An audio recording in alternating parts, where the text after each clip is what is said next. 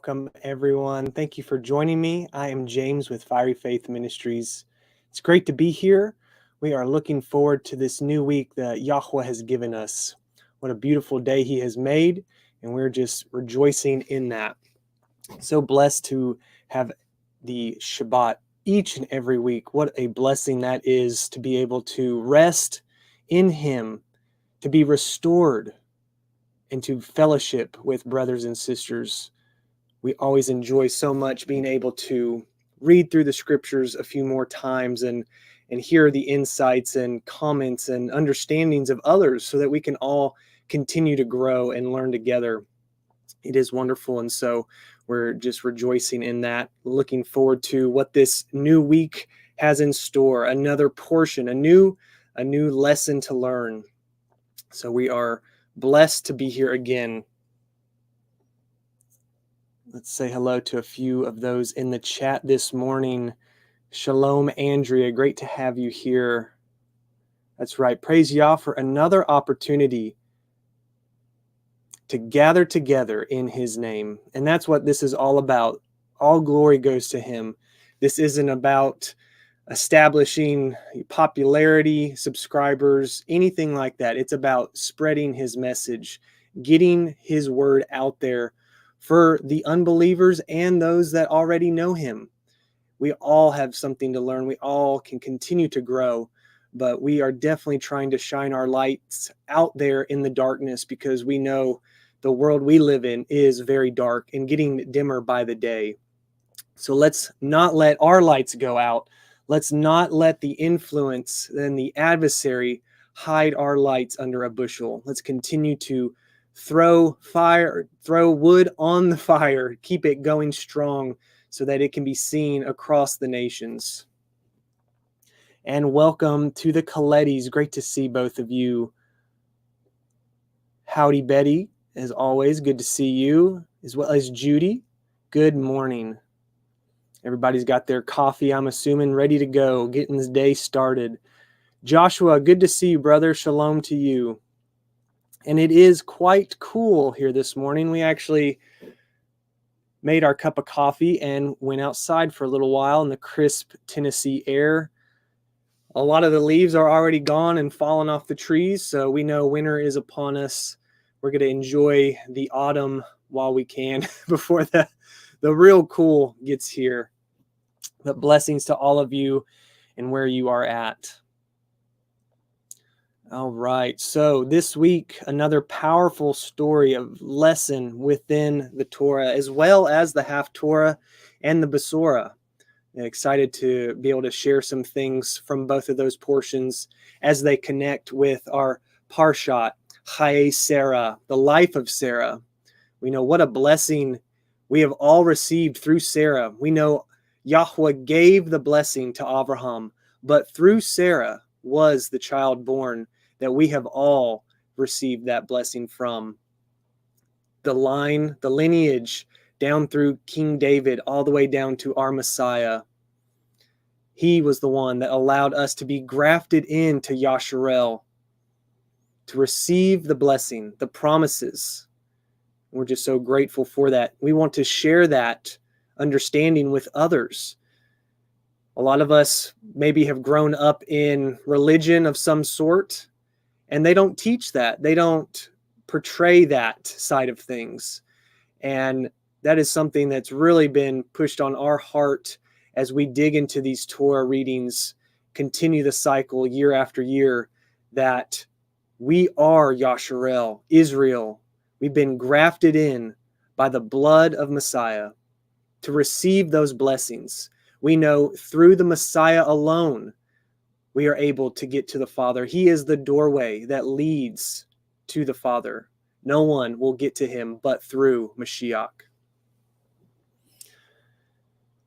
All right, so are you guys ready? I'm ready. We are going to be covering in our Haftarah, 1 Kings, chapter 1 through 31, as well the Besorah coming from John chapter 4, 3 through 14. It's hard to pick some of these parables and some of these stories we see out of the gospel with our Yahusha. Ha'Mashiach. This one is incredible. So much to learn, so much to glean from. I'm sure many of us have maybe related to the woman at the well. And we can see through all three of these portions, there is a connection with the well. And we will continue to see that connection of the well in the coming portions ahead. But we know it's that living water is what we hunger and thirst for. Our Messiah is the bread of life. He is the living water. So let's thirst and hunger for that righteousness. And shalom, Sherry, good to see you here. Blessings to you all, whether you're here live or watching later. Great way to start our week. All right, let's get this shared up here.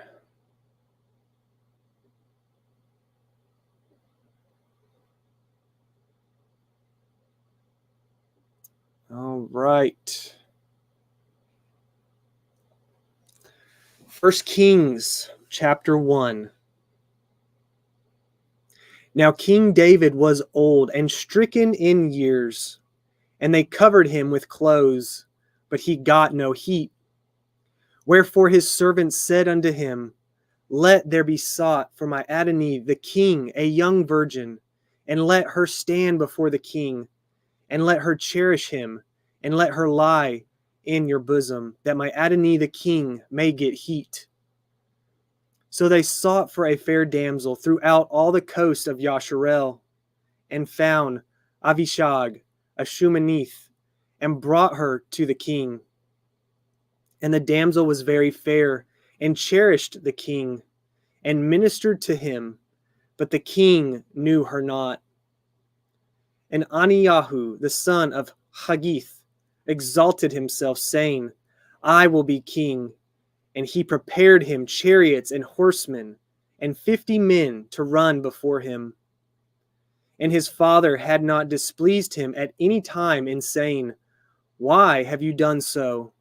And he also was a very goodly man, and his mother bore him after Abishalom. And he conferred with Yahuah, the son of Zuriah, and with Aviarth, the priest, and they following Adinyahu helped him. But Zadok the priest, and Benayahu, the son of Yahuah, and Nathan the prophet, and Shimei, and Rai, and the mighty men which belonged to David, were not with Adoniyahu.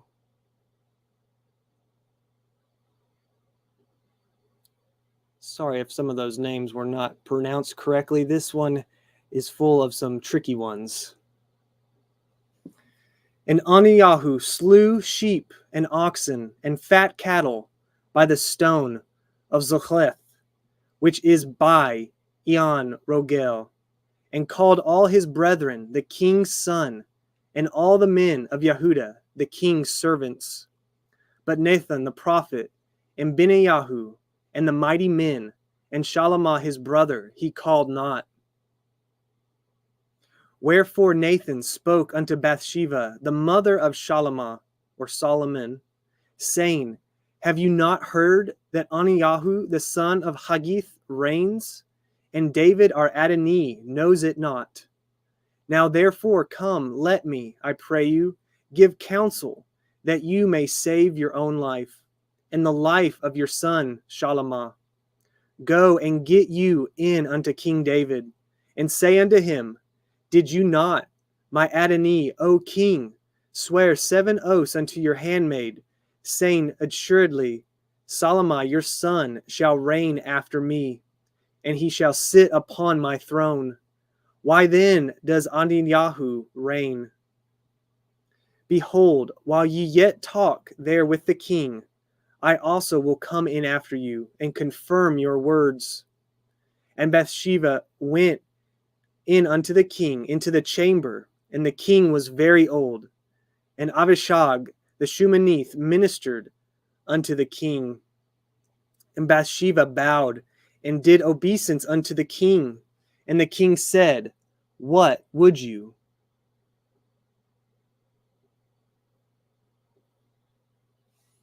And she said unto him, My Adonai, you swore 7 oaths by Yahuah Eloheka unto your handmaid, saying assuredly, Solomon your son shall reign after me, and he shall sit upon my throne.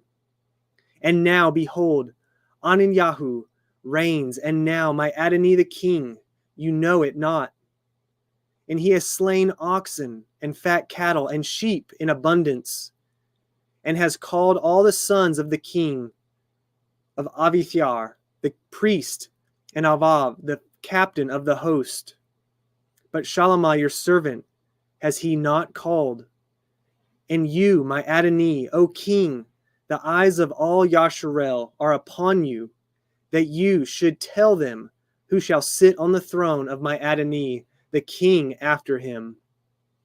Otherwise it shall come to pass, when my Adonai the king shall sleep with his fathers, that I and my son Shalomah shall be counted offenders. And lo, while she yet talked with the king, Nathan the prophet also came in. And they told the king, saying, Behold, Nathan the prophet. And when he was come in before the king, he bowed himself before the king with his face to the ground.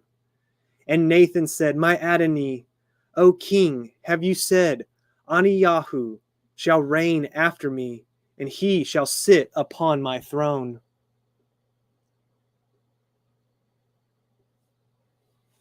For he is gone down this day, and has slain oxen, and fat cattle, and sheep in abundance, and has called all the king's sons, and the captains of the host, of Abiathar, the priest, and behold, they eat and drink before him, and say, Elohim, save King Adoniyahu.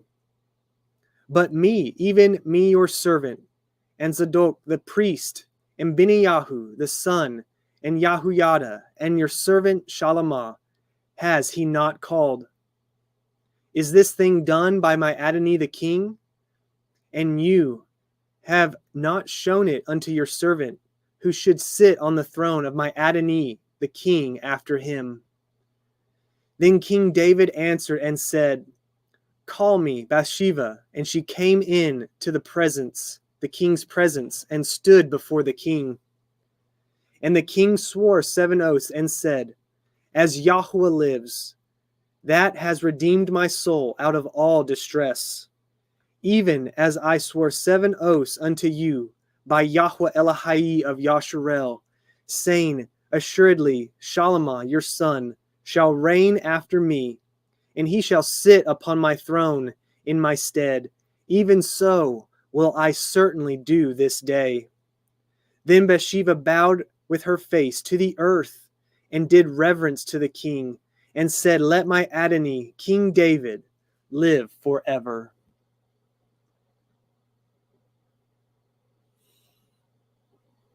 Welcome, Vanessa. Glad you are here this morning.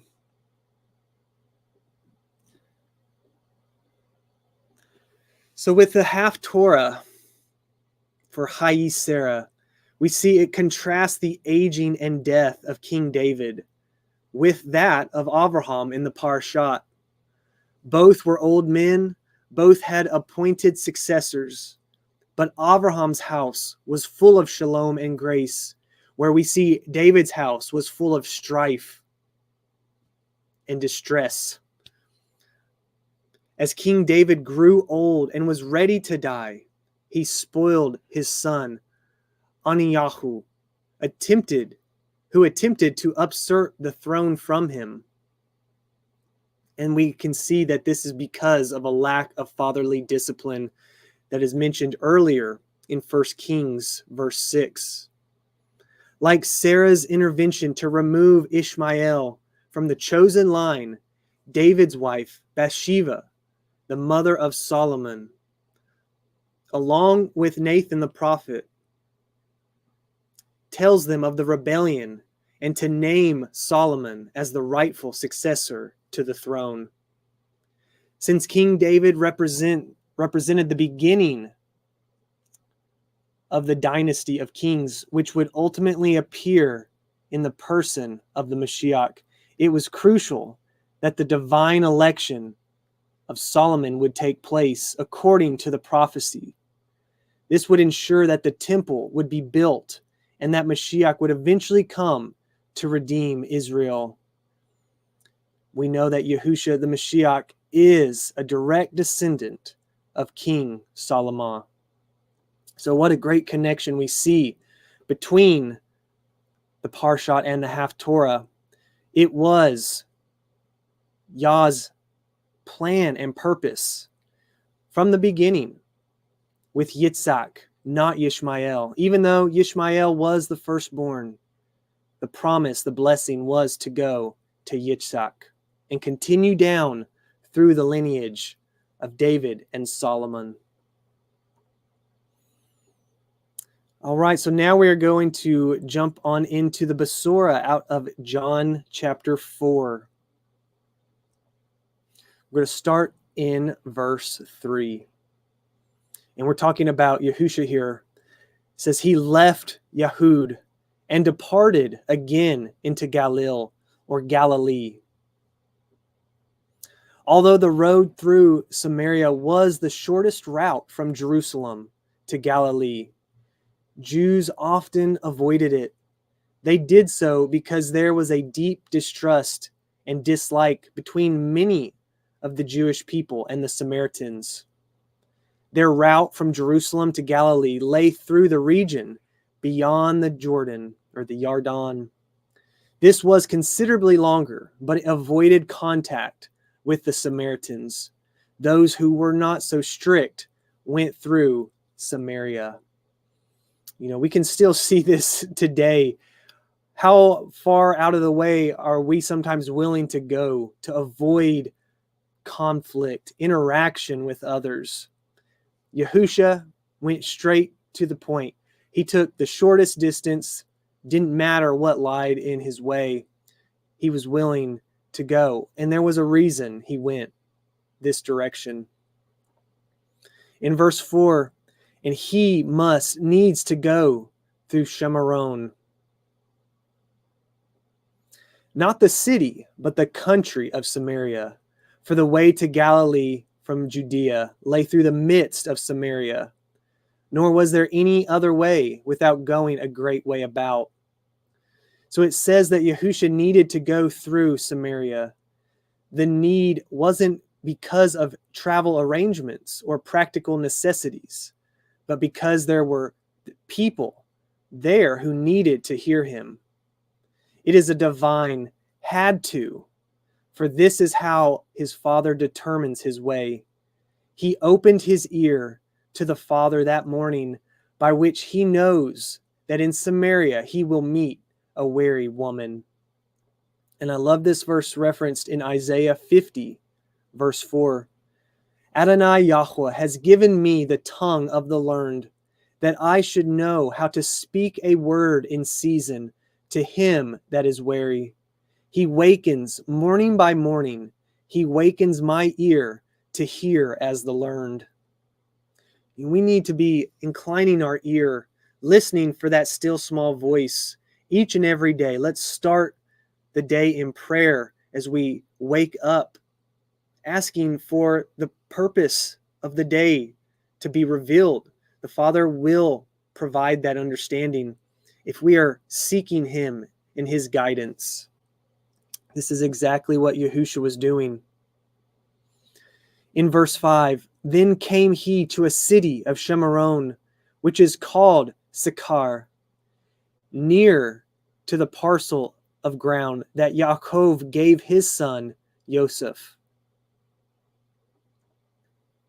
In Genesis 12, 6 through 8, little history here, says Abraham passed through the land unto the place of Shechem, unto the plain of Moreh. And the Canaanite was then in the land. And Yahuah appeared unto Abraham, and said, unto your seed will I give this land. And there built he an altar unto Yahuah, who appeared unto him. And he removed from thence unto a mountain on the east of Bet-el, and pitched his tent, having Bet-el on the west and Ai on the east. and there he built an altar unto Yahuah, and called upon the name of Yahuah. So a lot of history has taken place in this very place, in the land that we're referring to right here in the New Testament. Genesis 48:22 says, Moreover, I have given to you one portion above your brethren, which I took out of the hand of the Emori with my sword and my bow. That was spoken from Yaakov to his son, Joseph, giving an additional inheritance. Shalom, Brother David. Glad you are here. Good to see you, as well as STI. Shalom to you both.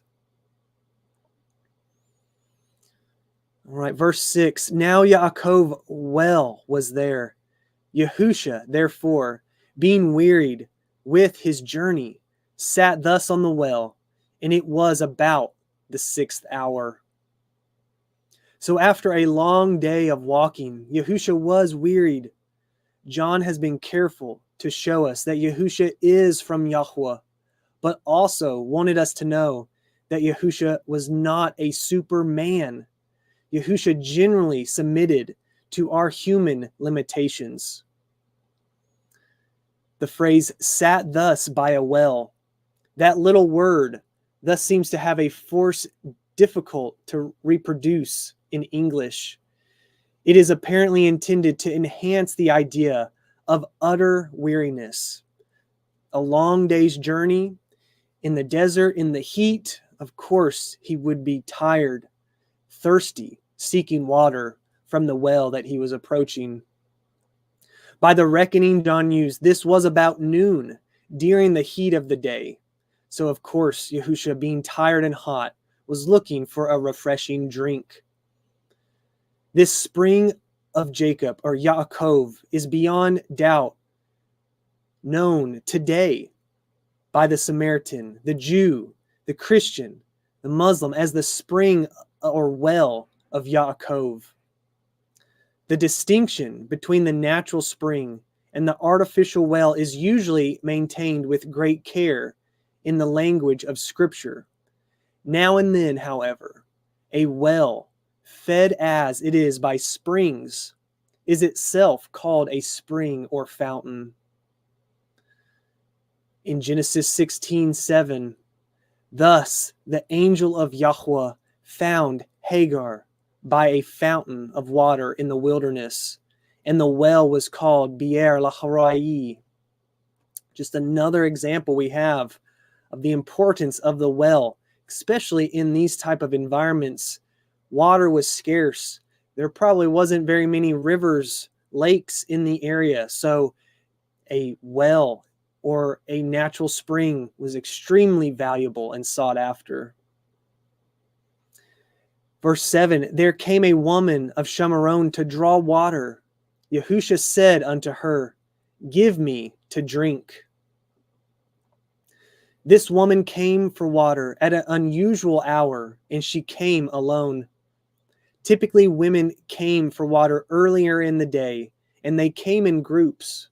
So perhaps there was a sudden need, or perhaps she was a social outcast, shunned by the other women in the community. This woman is a fascinating character. She is of mature age and has had a not altogether reputable past. She is frivolous, ready to talk with strangers, with a quick tongue to turn grave things into banter. And she yet possesses, hidden beneath masses of unclean vanities, a conscience and a yearning for something better than she has. It was also very unusual for a Jewish person of that time to ask a favor or accept a drink from a Samaritan's cup. Yahusha's request generally surprised the woman. The disciples were also surprised that Yahusha even spoke with her. We see that in John 4, verse 27. And upon this came his Talmudim and marveled that he talked with the woman. Yet no man said, "What do you seek?" or "Why do you talk with her?"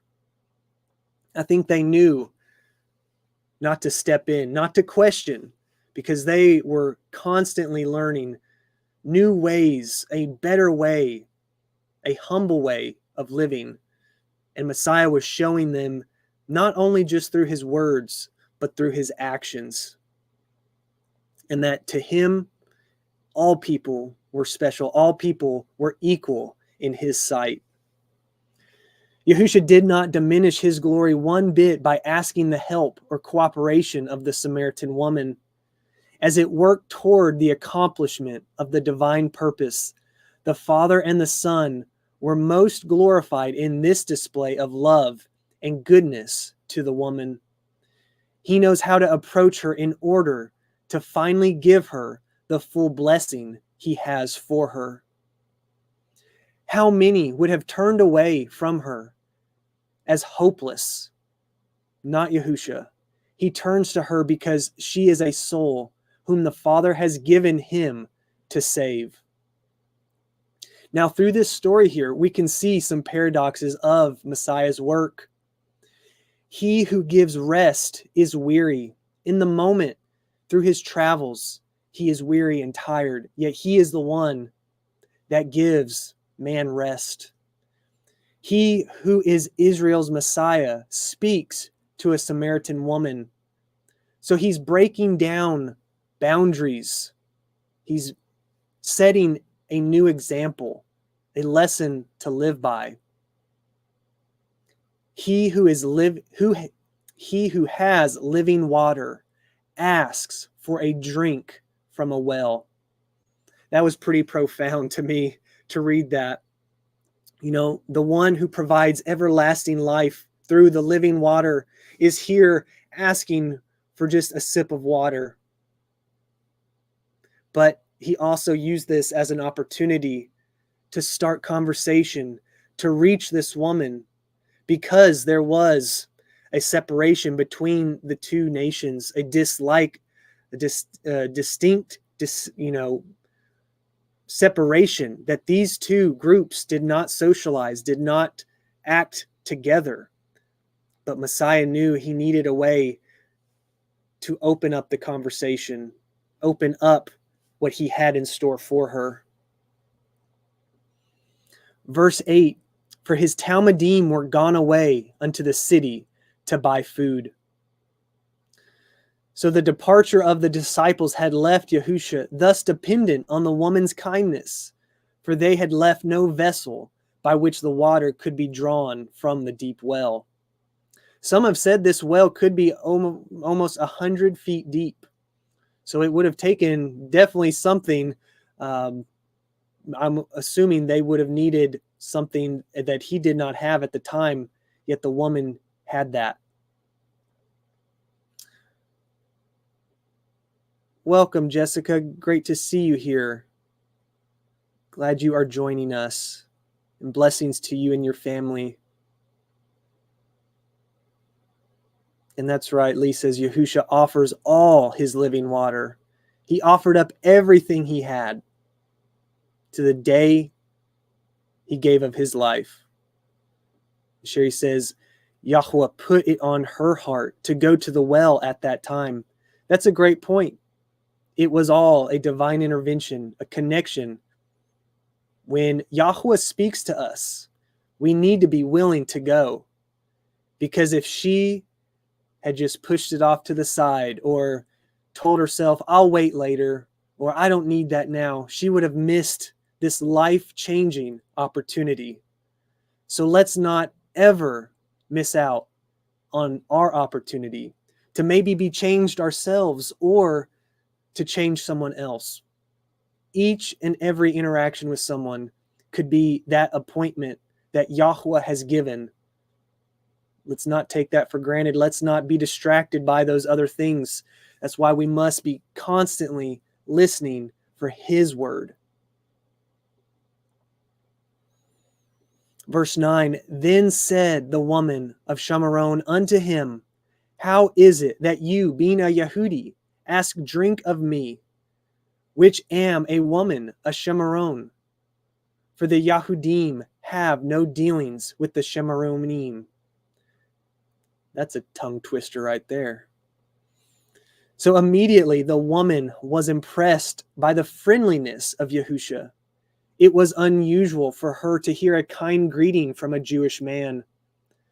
It is evident that Yahusha was at once recognized as a Jew, probably through some difference of accent or language, even his dress, his attire.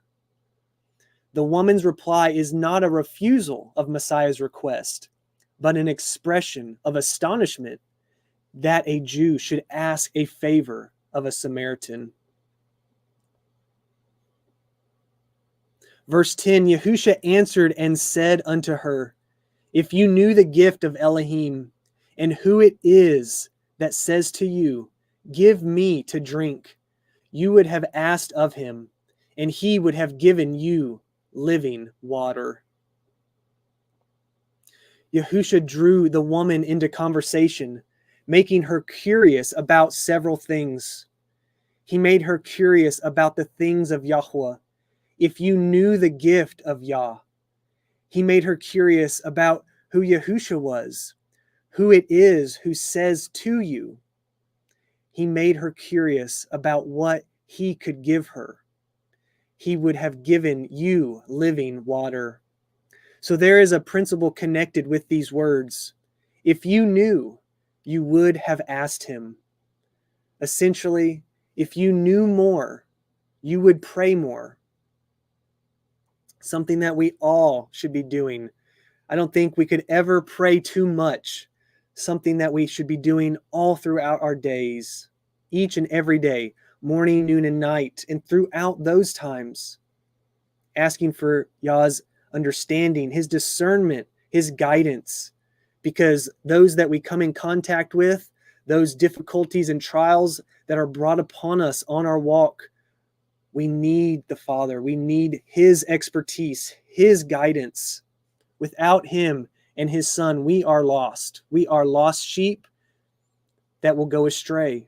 He's what brings us back. He reels us back in to the truth, to that narrow path that we want to walk out in righteousness. Verse 11, the woman said unto him, Sir, you have nothing to draw with, and the well is deep. From whence then have you that living water? Like I've said before, many of these discussions with Messiah, people aren't understanding whether he's talking in parables or just speaking in a spiritual sense. They're stuck in their flesh and thinking of a physical aspect that they can understand. And many times we do the same. We have to make sure that we're not stuck inside the box, that we're not keeping him inside the box. Let's not lean unto our own understanding, but the understanding of our Father in heaven. So in ancient times, they called spring water living water because it seemed alive as it bubbled up from the ground. So at first glance, it might seem that Yahusha told this woman about a nearby active spring.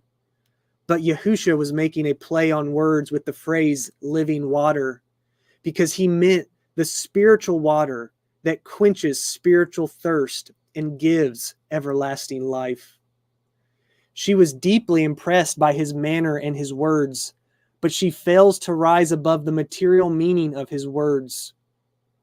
A wonderful verse out of Jeremiah, chapter 17, verse 13. O Yahuah, the hope of Yasharel, all that forsake you shall be ashamed, and they that depart from me shall be written in the earth, because they have forsaken Yahuah, the fountain of living waters. That's what we should be seeking after. Of course, we must have physical food and water to survive, but ultimately we're talking on a spiritual level. We must have the living waters of everlasting life, and that can only be given through Yahusha Ha'Mashiach. Verse 12, are you greater than your father Yaakov, which gave us the well, and drank thereof himself, and his children, and his cattle? So the Samaritans were composed partly of the remnant of the 10 tribes and partly of people sent from Chaldea. So they considered themselves descendants of Yaakov, and why they still had that connection and that desire to be in this land, the special importance that this well had to them. Verse 13, Yahusha answered and said unto her, whosoever drinks of this water shall thirst again. Yahusha knew that this woman and everyone else in the village had to come to this well daily to satisfy their natural thirst. Yahusha used thirst as a picture of the spiritual need and longing that everyone has. Even this living water from Yaakov's well has no power to prevent the return of thirst. So there is a difference between the living water of the well and the living water from our Messiah. And finally, the greatest verse of all in this portion, verse 14, but whosoever drinks of the water that I shall give him shall never thirst, but the water that I shall give him shall be in him a well of water, springing up into everlasting life. This is a striking image, and especially in Eastern countries where there are vast deserts and often a great want of water. The soul by nature is like such a desert, or like a traveler wandering through such a desert. It is thirsting for happiness and seeking it everywhere, yet finds it not. It looks in all directions and tries all objects, but in vain. Nothing meets its desires. Though a sinner seeks for joy in wealth and pleasures, yet he is not satisfied. He still thirsts for more and seeks still for happiness in some new enjoyment. To such a weary and unsatisfied sinner, the grace of Yahusha is as cold water to a thirsty soul. I don't think it's even an actual scripture in the Bible. It's basically wisdom from man. Money will not buy happiness. If you've ever experienced wealth in your day, you know that no matter what you buy, the material things, as they continue to pile up in your home, it doesn't bring true happiness. We see many of the wealthiest out there are ultimately unsatisfied with their life, their marriage, their possessions. Many of them end up taking their own life because they cannot find that happiness. They cannot find the living water. That's because they're not looking for Messiah. It would have been found through him if they had just looked, but they're looking in the world. They're looking for what man can bring, and none of that can ever be equivalent to what the Messiah has to offer. Yahusha made an amazing offer. What he offered to this woman and to anyone who would drink was something to give lasting satisfaction. The key is to drink of the water that Yahusha gives. That's the key. We must accept it. We must take it. We must drink of it. It's common for people to try and satisfy their Yah-created inner thirst through many things or through anything except for what Yahusha gives. People are thirsty. They want, they long, they search, they reach, but only what Yahusha gives satisfies to the deepest levels of man's soul and spirit. What does a thirsty man do to get rid of his thirst? It's simple. He drinks. Perhaps there is no better representation of faith in all of the word of Yah than this.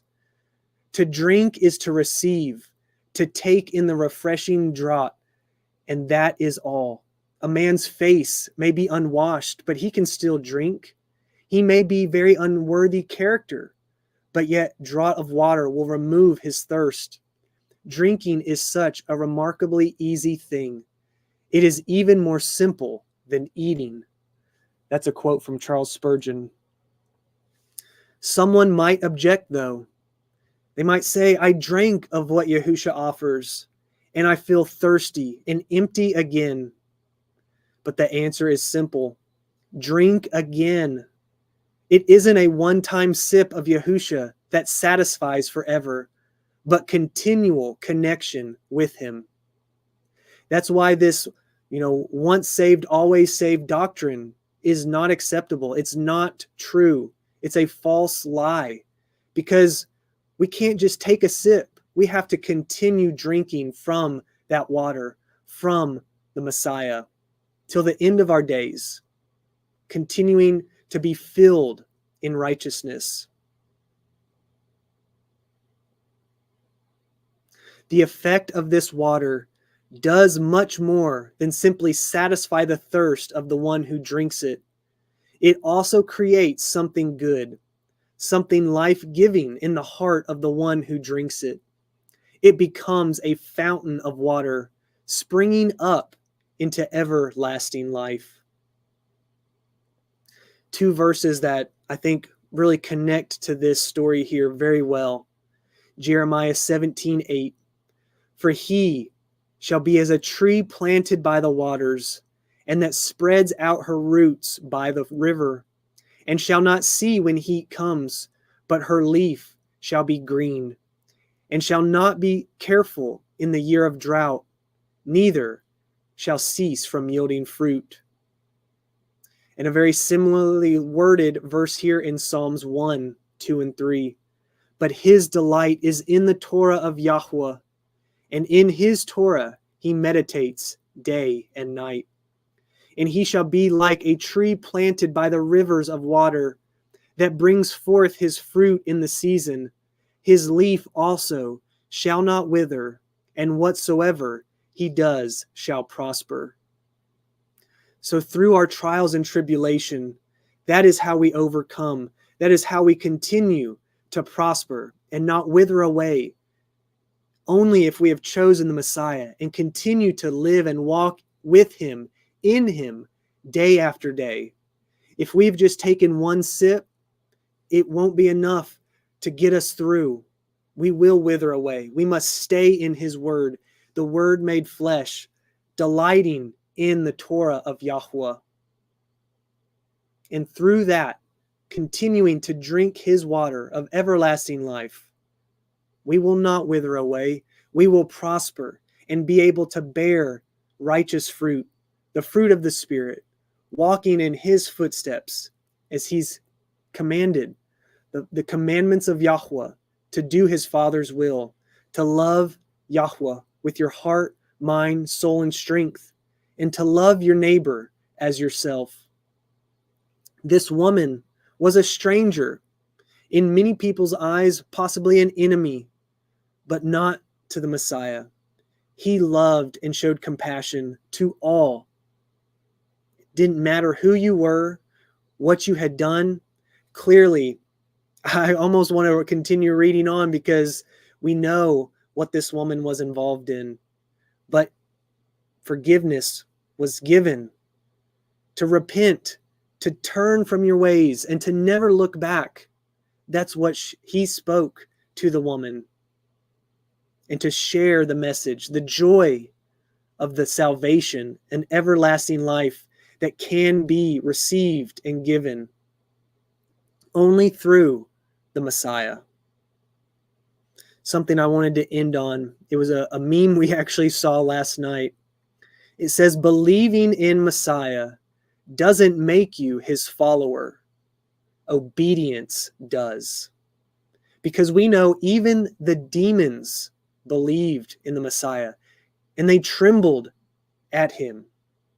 The thought of Elohim. So let's not just believe, but let's be obedient. Let's believe and continue to walk in his ways, sharing the message, shining our light, walking in his footsteps. That is what we're called to do if we want to be a part of Yasharel. Through his blood, through his sacrifice, we receive that gift to be grafted in. But we can be grafted out if we're not living righteous, if we're not thirsting and hungering for him, for his righteousness. If we're more focused on our physical hunger and thirst, we will dry up. We will wither away. We could ultimately be cut off from the Father's kingdom. And of course, we don't want any of that to happen. We want to continue sharing this out, blessing others, because through the Messiah is the blessing. Only through him leads to the Father, leads to his kingdom. So let's continue to share that out, be lights on the hill, be an example and a follower of the Messiah, picking up the cross to follow him, setting down our sin, setting down our materials of the world, what we think that are going to make us happy here. It's only temporary. It's only a blink in the eye. It's all going to wither away, crumble back to dust. But the kingdom is eternal. We want to focus on that. We want to seek that with all our heart, mind, and soul.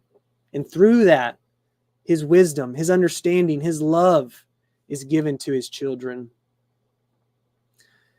So that was all I had. Thank you, everybody, for joining this morning, evening, afternoon, wherever you're from. May you have a blessed start of the week. I did want to end on a song. I don't always share a song at the end here, but I thought it was a timely song, a beautiful song. So I'm going to share this. It's from Matthew 11:28, because we know the Messiah, we are to come to him. His yoke is easy. His burden is light. We are to lay down our burdens at his feet so that he can carry those for us. That's why he came, to go ahead of us, to show us how to walk, how to live, how to love one another. Doesn't matter who they are. Love your neighbor as yourself. Thank you, everybody. Have a blessed day. Shalom.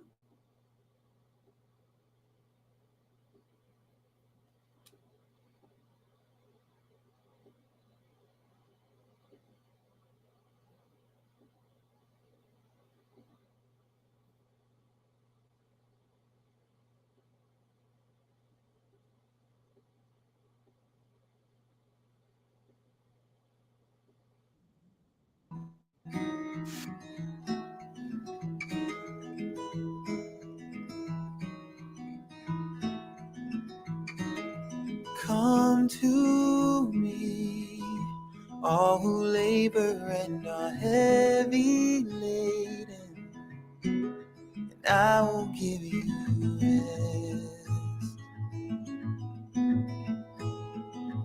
Come to me, all who labor and are heavy laden, I will give you rest. I will give you rest. Take my yoke upon you and learn from me, for I am gentle and lowly in heart.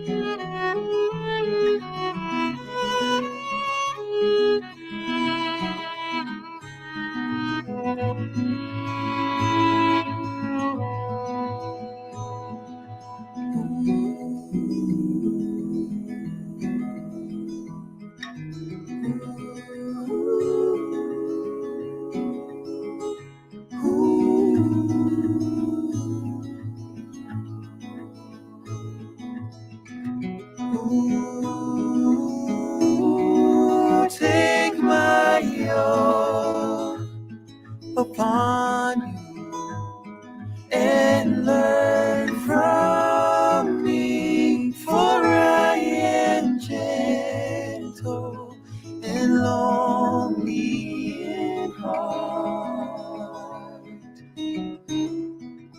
and you will find rest for your souls. For my yoke is easy and my burden is light.